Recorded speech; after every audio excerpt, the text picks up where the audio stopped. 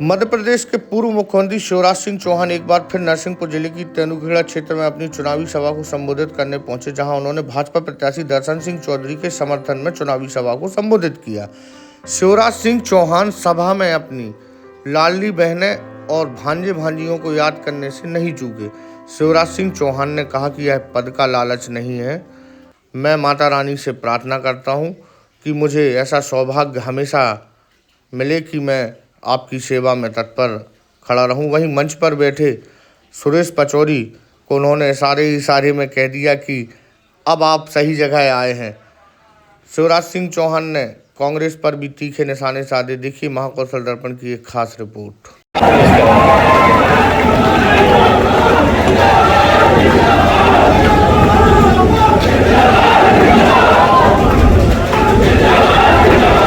मेरे भांजो तुम भी जिंदाबाद।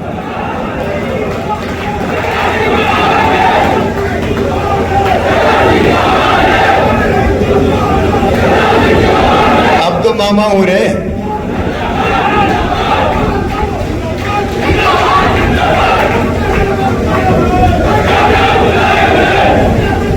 भारत माता की। तेंदुखेड़ा वालों, बहुत दिनों से याद आ रही थी मुझे। आपको भी आ रही थी कि नहीं? और इसलिए मुलायम भैया ने कहा कि आना ही पड़ेगा, तो तुमने पुकारा और हम चले आए। केवल इस बार नहीं, जब जब आप पुकारोगे आपकी सेवा के लिए हमेशा हाजिर होऊंगा। मंच पर विराजमान मध्य प्रदेश के बहुत वरिष्ठ राजनेता, जिन्होंने नरसिंहपुर जिले को भी अनेकों सौगातें दी है, विचारवान नेता, अब सही जगह आए। बड़ी देर करी नंदलाला। आदरणीय भैया सुरेश पचौरी जी, हमारे जिले के अध्यक्ष आदरणीय विलास जी और कैलाश जी का तो क्या कहना है, वो हमारी पहचान है।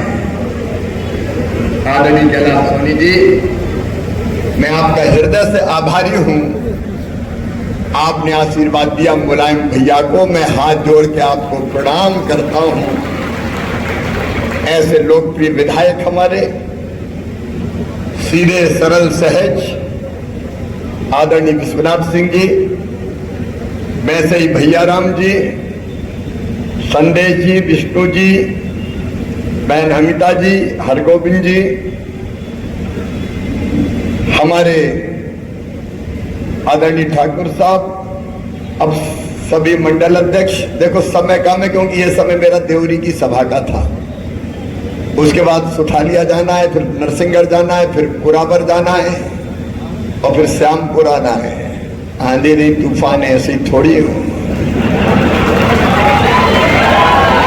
इसलिए आदरणीय मंच और तेंदुखेड़ा में यहाँ उपस्थित मेरे प्रिय बहनों, भाइयों, बेटे बेटियों, दोनों हाथ जोड़ के आपको प्रणाम करता हूं। आप सबको नमस्कार करता हूं।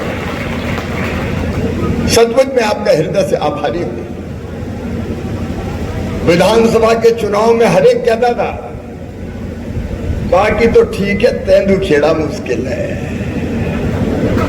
लेकिन लोग भूल गए कि ये नरसिंहपुर और तेंदुखेड़ा है। क्या लोगों को पियक्कड़ बनाने वाले को नहीं, फक्कड़ को जनता प्यार करती है। और आज एक वचन भी देता हूं कि तेंदुखेड़ा की धरती को आगे बढ़ाने के लिए, यहाँ के विकास के लिए और जनता के कल्याण के लिए मुलायम भैया और दर्शन सिंह के साथ कदम से कदम और कंधे से कंधा मिलाकर काम करूंगा। देखो, हम राजनीति में क्यों हैं? सत्ता के स्वर्ण सिंहासन पर बैठने के लिए नहीं, अपनी देश की सेवा के लिए, जनता की सेवा के लिए। और देश की सेवा और जनता की सेवा का एकमात्र माध्यम है केवल भारतीय जनता पार्टी, और कोई दल नहीं है। और मैं सच बताऊं, जनता की सेवा ही मेरे लिए भगवान की पूजा है। जनता की सेवा ही तो भगवान की पूजा है। और बाकी बची जितनी सांसें हैं वो सब आपकी सेवा में समर्पित करके मानव जीवन सफल, सार्थक और धन्य करना चाहते हैं। मेरे मन में अब एक ही भाव आता है, हम भगवान के उपासक के सनातन को मानने वाले, हम पूजा करते। अभी नवरात्रि गई, देवी मैया की हमने पूजा करी, तो देवी मैया से क्या मांगू? तो मेरे मन में एक ही बात आती है, वो आपसे शेयर कर रहा हूं। मां, हमें धन नहीं चाहिए,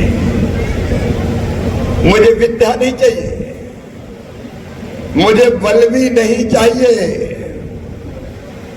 मुझे स्वर्ग भी नहीं चाहिए, मुझे मुक्ति भी नहीं चाहिए। मेरी मां, तू तो मरने के बाद फिर इसी जनता के बीच पैदा कर देना ताकि बार बार इसकी सेवा कर सके। अरे वैसे भी जब तक करोड़ों लोग बंधन में अपन मुक्त होके क्या करेंगे? मैं तो कहता हूं आए और जाए, जनता की सेवा करें। ये जीवन का संकल्प है और इसका रिश्ता किसी पद के साथ नहीं है। भारतीय जनता पार्टी के कार्यकर्ता के नाते मैं मानता हूं नरेंद्र मोदी जी के नेतृत्व में अद्भुत काम हो रहा है। आप बताओ तेंदुखेड़ा के बहनों और भाइयों, 2014 तक कांग्रेस की सरकार थी। आज भारत का जितना मान, सम्मान और इज्जत दुनिया में है, बताओ पहले थी क्या? ऐसे नहीं, जोर से बताओ, पहले थी क्या? पहले नहीं थी।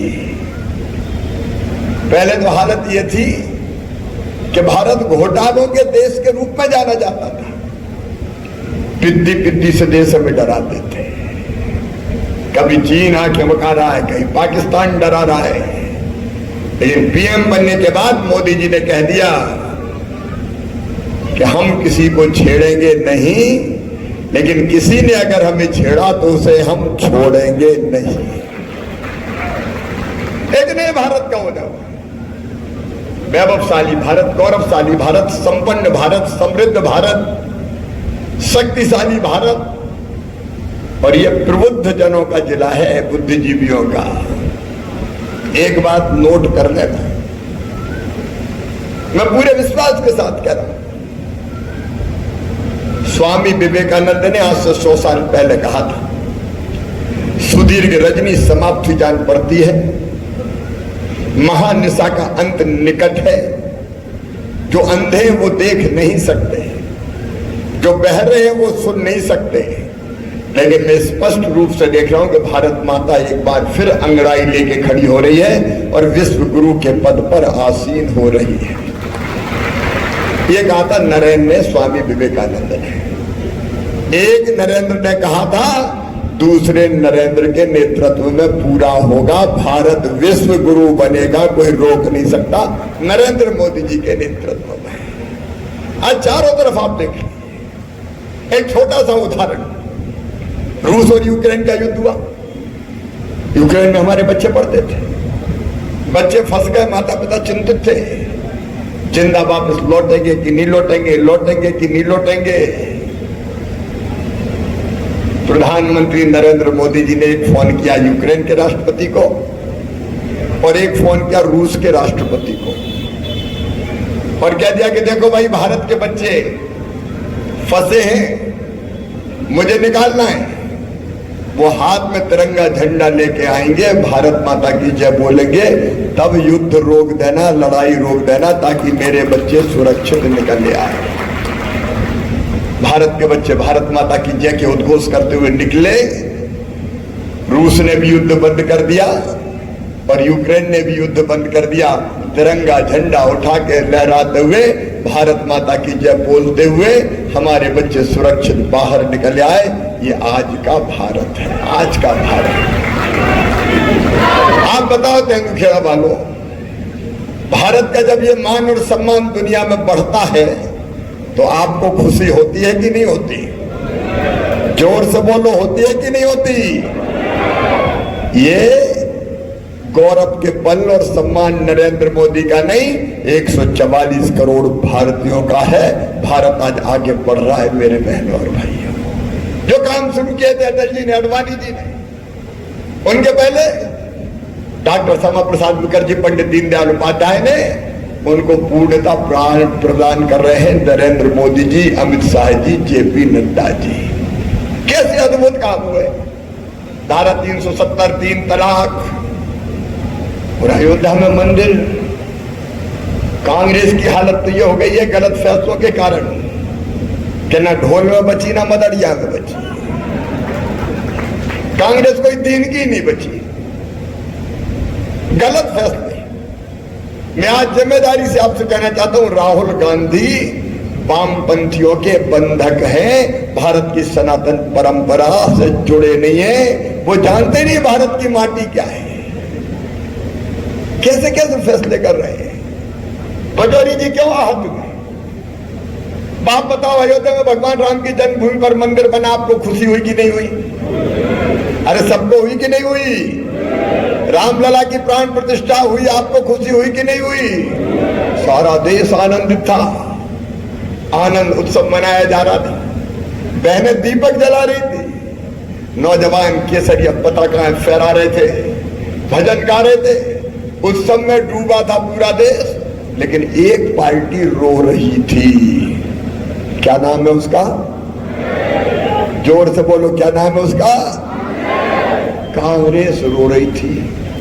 निमंत्रण मिला, लिख के निमंत्रण, आइए मैडम सोनिया गांधी जी, आइए खड़गे साहब, आप भी पधारिए। बताओ जाना चाहिए था कि नहीं?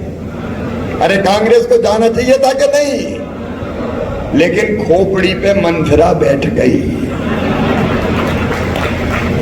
जाको प्रभु दारुण दुख दे ही बाकी मती, विनाश काले, विनाश काले। अरे तुम्हारा बिगड़ क्या रहा था? मोदी जी को 100 बार दिखाते कैमरा वाले, तो 2-5 बार तुम्हें भी दिखा देते हैं। नहीं, हम नहीं जाएंगे, मीन में क्यों निकाल रहे?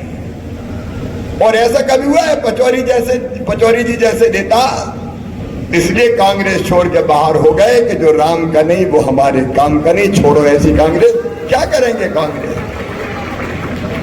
कई जगह कांग्रेस ने मुझे कहा भैया जनता में जाते थे, तुमने तो राम का ही विरोध कर दिया, तो मुंह कैसे दिखाए? और लिख के ऐसा विरोध किया कि जब तक सूरज और चंद्रमा रहेंगे ये धरती रहेगी। ये बात लिखी रहेगी कि कांग्रेस ने राम मंदिर की प्राण प्रतिष्ठा में जाने का विरोध किया था। बोलो, लिखी रहेगी कि नहीं? राहुल बाबा, अरे तुमने 10-20 साल के लिए नहीं, हजारों साल के लिए कांग्रेस को कलंकित कर दिया। बताओ, ऐसी कांग्रेस को वोट देना चाहिए क्या? काय के लिए कांग्रेस को वोट? को एक कारण तो बताए, क्या धरा है कांग्रेस को, कोई बताए तो। इसीलिए विचारवान नेता छोड़ छोड़ के आ रहे हैं कि अब इस कांग्रेस में करेंगे क्या। और जिस पार्टी की यह हालत हो गई हो, एक ही चीज सोचो, अपन तो सामान्य सी बातें करते गांव के आदमी है। बताओ कांग्रेस की सबसे बड़ी नेता कौन है? बोलो ना, श्रीमती सोनिया गांधी। सोनिया गांधी जी कहां से चुनाव लड़ती थी? रायबरेली से। अब बताओ सोनिया गांधी लड़ रही है क्या? क्यों नहीं लड़ रही? अरे क्यों नहीं लड़ रही? हार के डर से नहीं लड़ रही, राज्यसभा में चली गई। आप बताओ, जो नेता खुद जीतने का विश्वास खो बैठे वो कांग्रेस को जिता सकते हैं क्या? राहुल बाबा कहां से लड़ते थे? अमेठी, अब अमेठी से लड़ रहे हैं क्या? राहुल बाबा रण छोड़ घास हो गए, मैदान छोड़ा और अमेठी से वायनाड निकल गए। हम तो चले परदेश, हम परदेसी हो गए। उत्तर प्रदेश वालों तुम अब वही जगह नहीं बची, बताओ। जो खुद नहीं जीत सकते वो कह रहे कांग्रेस को जिताएंगे। बोलो बात सही है कि नहीं? अरे भैया सुनो, हमारे जैसे नेता देखो, अपन तो गांव के हैं, जैत के। मैं 6 चुनाव जीत चुका विधायक के, 5 जीत चुका सांसद के, और 6वां भी धूमधाम से जीत के आऊंगा। 12 चुनाव एक ही क्षेत्र। भैया हमने तो कई जन नरवा गढ़ो हमरो, हम तो भाई से लड़े, हम कहीं नहीं जा रहे। हमारे जैसे साधारण कार्यकर्ता एक क्षेत्र से लड़ते हैं, लेकिन वो मैदान छोड़ के भागते हैं। इस कांग्रेस को कोई बचा नहीं सकता, क्योंकि काम ही ऐसे किए कांग्रेस ने। आप बताओ, दिल पे हाथ रख के ईमानदारी से, विकास के जितने काम भारतीय जनता पार्टी की सरकार ने किए, कांग्रेस ने किए क्या कभी? जोर से बोलो। पचौरी जी की बात अलग थी, ये जुटे रहते थे कि कुछ ना कुछ ले आए, कुछ ना कुछ ले आए। कभी प्रणब दा को ला रहे हैं, कभी और कोई को ला रहे हैं, लेकिन पचौरी जी वहां काम करने वालों की कदर कहां है भाई? काम करने वालों की कदर भारतीय जनता पार्टी में। मेरे नरसिंहपुर के बहनों और भाइयों, तेंदुखेड़ा वालों, इस इलाके में पानी की दिक्कत थी तो मेरे मुख्यमंत्री तो काल में चिंकी और मोरा स्वीकृत करके आपके खेतों में पानी पहुंचाने का पुण्य भी किया है। आज विकास के काम गिनाएंगे तो घंटों लग जाएंगे। मेरी बहनें बैठी हैं, बहनों तुम्हारी जिंदगी बेहतर बनाने के लिए क्या नहीं हुआ? बेटियों को लाडली लक्ष्मी बनाने का पुण्य अगर प्राप्त हुआ तो हम लोगों को हुआ। मध्य प्रदेश की धरती पर बेटी बोझ नहीं रहेगी, बिटिया को वरदान बनाकर ही चैन की सांस लेंगे, क्योंकि मेरे तो जीवित जागृत देवियां ये बैठी है। ये या देवी सर्वभूतेषु शक्ति रूपेण संसिता, नमस्तस्यै नमस्तस्यै नमस्तस्यै नमो नमः। जीवित जागृत देवी। और मैं इनके पैर धो के पानी लगाता था। कांग्रेस के नेता कहते थे पाखंड कर रहा है, पाखंड। अरे बेटियों की पूजा करना पाखंड है क्या? बताओ। ये क्या जाने भारत की संस्कृति को, और संकल्प ही भाजपा का यही है। लाडली लक्ष्मी योजना, रिजर्वेशन सब नहीं जिना रहा, लाडली बहना बंद नहीं होगी। मुख्यमंत्री मोहन यादव जी ने भी कह दिया है, चिंता मत करना। और अब मेरी लाडली बहना केवल लाडली बहना नहीं, लखपति बहना बनाएंगे। लखपति बहना, ये भी संकल्प। नहीं रहने देंगे गरीब, क्यों आंखों में आंसू रहे। इनका बेहतर भविष्य बनाने के लिए काम करेंगे। मेरे बच्चे, मैं जहां जाता हूं, अब ये छोटे छोटे बच्चे सभा में बैठे, मुंडी गड़ा गड़ा फंसा फंसा के देख रहे हैं। बताओ, कहीं के नेता को सुनने आते हैं क्या बच्चे? ये तो मेरे भांजे हैं। जहां जाता हूं मामा मामा कह के दौड़ते, मेरे बच्चों तुम्हारा भविष्य बेहतर ना हो, इसके लिए अनेकों योजनाएं बनी है और आगे भी यहाँ की सरकार कसर नहीं छोड़ेगी। अब उनको गिनाने का वक्त नहीं है। साइकिल हो, स्कूटी हो, लैपटॉप हो, या किसान और गरीब के बेटा में भी टैलेंट हो तो डॉक्टर इंजीनियर बनाने के लिए फीस भरने का काम हो, मामा ने किया। अब भारतीय जनता पार्टी की सरकार है तो विकास भी और जनता का कल्याण भी, इसमें कोई कसर नहीं छोड़ेंगे। लेकिन कांग्रेस आरोप लगाती है, राहुल बाबा कहते कि गरीबों के लिए भाजपा ने अपने संकल्प पत्र में कुछ लिखा ही नहीं है। तुमने क्या दिया था? किसान भाइयों, मोदी जी ने 6,000 रुपया दिए। मैं बन गया चौथी बार मुख्यमंत्री तो दिल ने कहा मत चूके चौहान, 6 वो दे रहे हैं, 6 तू भी दे दे, 12 तो कर 1,000 रुपया महीना। क्या दिया कांग्रेस ने कभी बताते हैं? आज 3-3 अभी मैं देख रहा था मूंग, फिर खेत हरे भरे हो गए। मामा से पहले मूंग होती थी क्या? आज खेती के पूरे परिदृश्य को बदला है। आगे भी बदलने में कोई कसर नहीं छोड़ेंगे। समाज के हर वर्ग का कल्याण को कहते तो गरीबों के लिए कुछ नहीं है। राहुल बाबा हिंदी आती कि नहीं है? पचौरी जी को पता होगा, मुझे पता नहीं। हमने घोषणा पत्र हिंदी में लिखे। हिंदी नहीं आती तो अंग्रेजी का पढ़ो। लेकिन अगर अंग्रेजी भी नहीं आए तो हम इटालियन भाषा में तो लिखेंगे नहीं। गरीब कल्याण की सारी योजनाएं, गरीब को अन्न से लेके गरीब को मकान तक, इलाज तक, सारी चीजें भाजपा की सरकार मोदी जी के नेतृत्व में कर रही है। और इसलिए आज मैं आपसे निवेदन करने आया हूं, मेरे बहनों और भाइयों, एकमात्र भाजपा है जो विकसित भारत का संकल्प नरेंद्र मोदी जी के नेतृत्व में पूरा करेगी। बताओ कांग्रेस कुछ कर सकती है क्या? और इसलिए आइए, मैं आभारी हूं आपका, आपने मुलायम भैया को जिताया और मुलायम भैया उस चुनाव के बाद ये चुनाव आ गए, इसलिए आपकी सेवा हो नहीं सकी। लेकिन मामा दिल्ली भले ही चले जाए, मुलायम भैया को नहीं छोड़ेगा, पीछे खड़ा रहूंगा, चिंता मत करना विकास के कामों में। और दिल्ली भी जाएंगे तो दुबले पतले जरूर है, लेकिन लेने के आएंगे, काय को चिंता करते हो।